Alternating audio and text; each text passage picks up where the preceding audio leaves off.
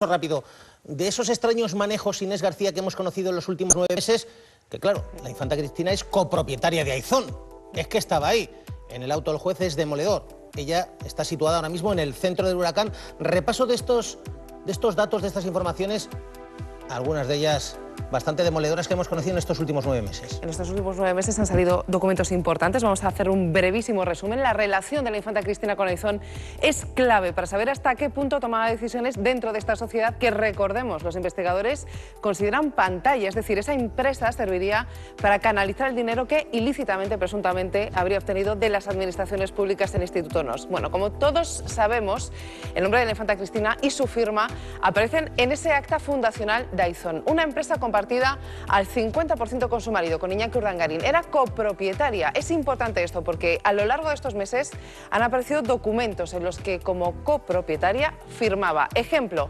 las juntas de los socios. Hasta en 9 ocasiones aparece su firma. Hasta en 9 ocasiones al menos se habría reunido esa junta de socios. 8 veces en Barcelona, una más en Washington. Más documentos esenciales en esta relación de la infanta con Aizón. Las declaraciones del impuesto de sociedades. Aquí habría defraudado un 71% entre los años 2007 y 2010, aunque en ningún momento, según la agencia tributaria, superaría los 120.000 euros. Otra cosa es lo que opina el juez Castro, lo estamos viendo, hay una cantidad, unos gastos que se habría deducido Aizón como empresa que no deberían ser deducibles para el juez Castro. Contradice así a Hacienda.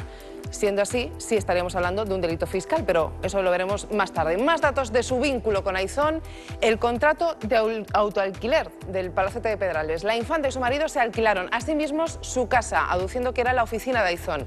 Aparecen sus firmas, las vemos aquí. Ese documento es clave para demostrar cómo esa sociedad se desgravaba alquileres, o lo intentaba, desde luego, sin poder hacerlo. De hecho, Hacienda echó para atrás uno de esos intentos de la propia infanta Cristina para desgravarse uno de esos alquileres. Y por último, la visa oro. Esa visa de la que hacía uso la infanta y que presuntamente cargaba indebidamente a Aizón, gastos personales de todo tipo, desde la reforma, los muebles, las cortinas del Palacete de Pedralbes, hasta fiestas infantiles, los libros de Harry Potter e incluso clases de merengue y salsa. Ay, Harry Potter, Harry Potter, Harry Potter. Inés, 2 delitos, imputación de 2 delitos. No querían una taza y ahora tienen 2. Y 2 tazones.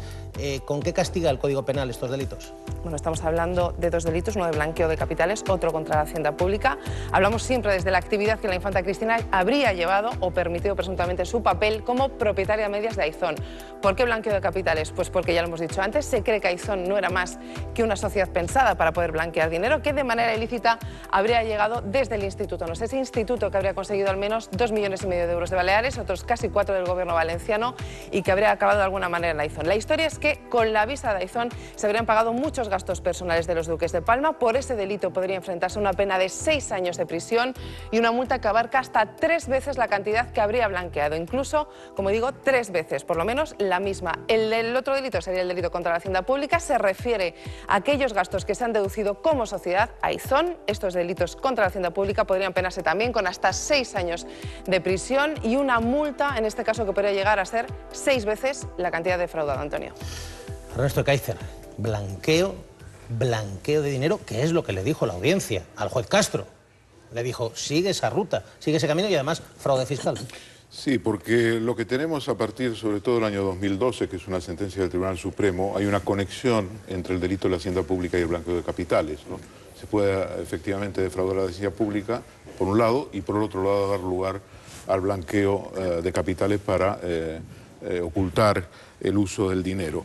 En relación al tema de la audiencia de Palma, de lo que puede pasar allí, por eso digo que es intumbable, con independencia de si la audiencia de Palma considera que esas facturas son falsas o no, hay una cosa que tenés que considerar y es que estamos en la fase indiciaria. Aquí no tenemos que probar. Lo que el juez lo que dice es, la cantidad de indicios que yo tengo me impiden no llamarla a declarar. No es que yo tengo que llamarla a declarar, me impiden no llamarla. Es un juez que está aquietado en su espíritu. Aquietado y lo dice en el auto, en el fundamento, lo he tomado aquí, en uno de los fundamentos, en la página 118, dice aquietado y lo dice, no nos vamos a referir al auto que me tumbasteis en mayo del 2013. Era un auto con menos páginas, porque como tú dices, no es, digamos, preceptivo, no es lo habitual. Claro. Digamos que podemos estar ante el auto más motivado, razonado y para llamar a justificado declarar, de la historia del universo. Pero ¿no? fíjate, a mí me interesaba sobre todo el tema del blanqueo de capitales porque es un delito que, bueno, pues a la luz de la sentencia del Supremo reciente, pues es muy importante porque está conectado con la hacienda pública, y dice en el fundamento jurídico 15, página 182, toca analizar la exigencia de que doña Cristina de Borbón y Grecia conociera que los fondos de los que se beneficiaba tenía su origen en una actividad delictiva, cometida por ella o por cualquiera tercera persona. Y entonces, claro, el juez cita toda la jurisprudencia, y es muy interesante. Cita un auto de la Audiencia Provincial de Pontevedra, dice, desde la perspectiva subjetiva, no se requiere un conocimiento preciso del delito causa de la acción enjuiciada, sino que basta con la conciencia de la anormalidad de la operación a realizar, apareciendo comprendido en el tipo penal, analizado aquellos que actúan con ignorancia deliberada. La propia estructura del delito obliga a precisar la dificultad que entraña la acreditación de todos sus elementos mediante prueba directa. Es decir, y bueno, cita sentencia del Supremo y todo eso, lo que viene... Ernesto. Eso es lo que dice el auto del juez. Pero yo te voy a recordar algo que me parece muy importante. Fiscal anticorrupción, Pedro Rack, y además un hombre con un magnífico currículum, en contra de la imputación. Es más, hace unas semanas hizo algo inusual, hizo una especie de escrito de desimputación preventiva. Estic per tapar res ni per protegir a ningú. Per això me dedico a una altra cosa. L'únic ordre que he rebut de Madrid durant els 21 anys que duc exercint la professió és fer el que consideris convenient sempre que estigui justificat. El fiscal anticorrupción, hasta hace no mucho, amigo personal además del juez Castro, que se opone. Es más, el fiscal general del Estado, Eduardo Torres Dulce, en bastantes ocasiones, en las últimas semanas, en los últimos meses y en el último año, él no ve ningún motivo para imputar.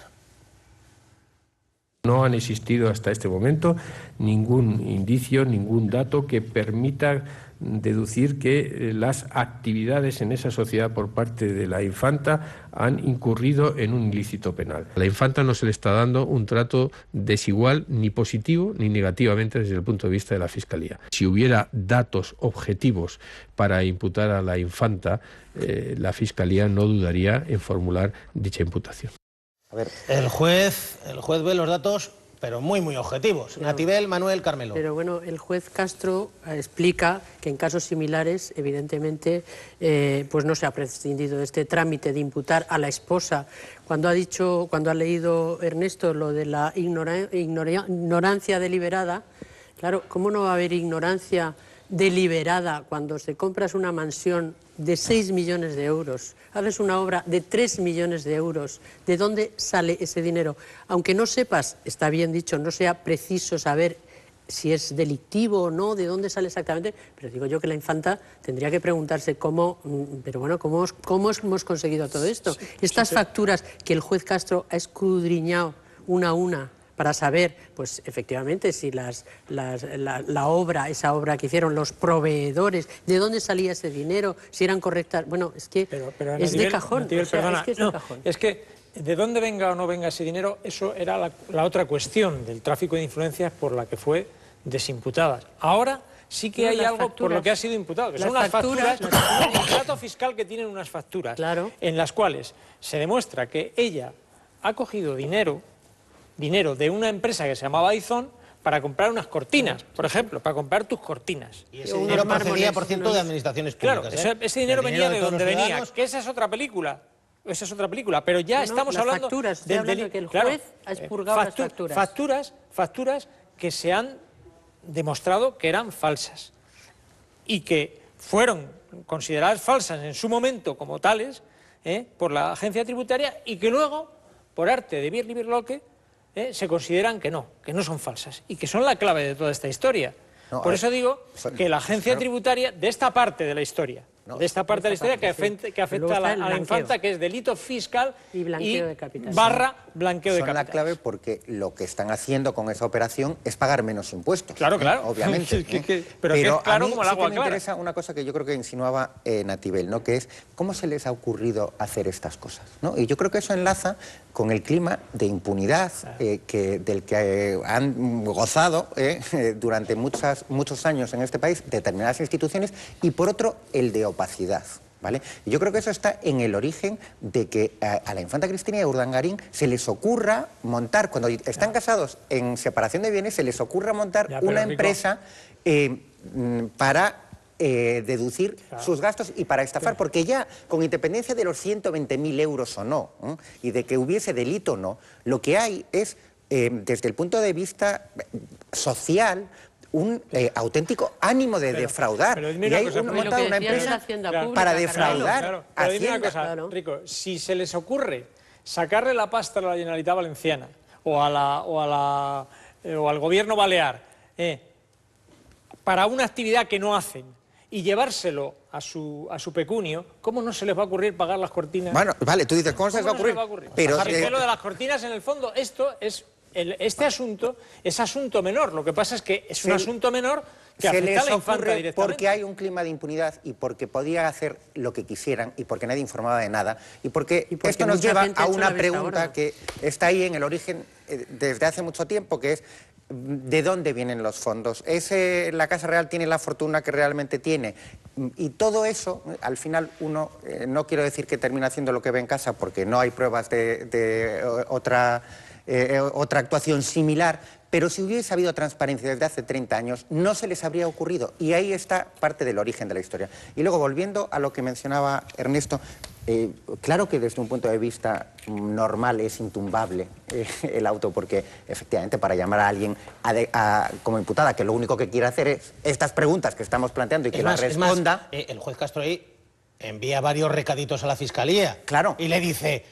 Vamos, más o menos le dice algo así como que ha perdido las formas en la defensa. La Fiscalía ha perdido las formas en la defensa de la infanta y dice, oye, actos como, digamos, autos de imputación similares a esto por estos hechos se producen todos los días. Pero, y no se monta la que se monta. Y ahí va. Y la respuesta a por qué nos planteamos la pregunta, cuando no habría ni que planteársela, está en las propias declaraciones del fiscal general. Cuando el fiscal general, ante un camión de indicios, dice que no hay ningún indicio, pues es una prueba más de que no estamos ante un proceso normal ni ante un procedimiento normal. A ver, teníamos hace unos minutos la primera reacción, no sé si hay novedades. Zarzuela, Ana Gamar, no sé esta vez, Zarzuela se apunta, la Casa Real se apunta a discreción, silencio, respeto a la decisión del juez. Ha habido otras veces que ha habido contraataque. De momento, hoy estamos en la fase de no hay comentarios.